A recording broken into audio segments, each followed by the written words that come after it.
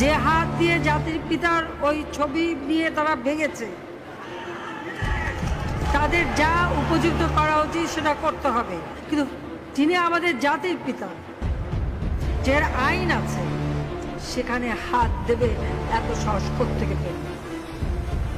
জাতির পিতার ছবি নিয়ে অপমান করেছে, এত সাহস কোথা থেকে পায় আমি জিজ্ঞাসা করি।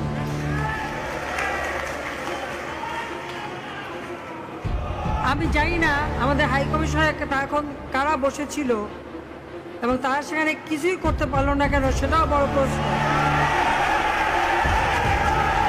আর আমি আমার প্রবাসী যারা বাঙালি, না আমার প্রবাসী বাঙালিদেরও আমি বলবো যে যারা এই ঘটনাগুলি ঘটিয়েছে তারা চলাফেরা করে না, তাদের দেখেন না।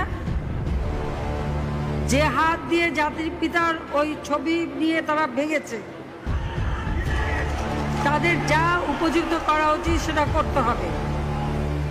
কারণ জাতির পিতার নাম মুছে ফেলার চেষ্টা করা হয়েছিল, তো তারিখ যেহেতু দূরের কথা, ওর বাপ তো চেষ্টা করেছিল এই নাম মুছতে, ওর বাপও চেষ্টা করেছে, মাও চেষ্টা করেছে। তারা কি পেয়েছে নাম মুছতে? পারে নাই। ইতিহাস কখনো কেউ চাপা দিতে পারে না। আর জাতির পিতা তার 7 মাসে ভাষণে বলে গেছে যে বাঙালিকে কেউ দাবায় রাখতে পারবে না, পারে নাই দাবায় রাখতে। তা আজকে এত বড় দুঃসাহস হয়ে যায়। হ্যাঁ, আমি প্রধানমন্ত্রী এসে আমারটা যা করুক, ওটা আপনি কিছু মনে করি না। তারিখ যে ভুলে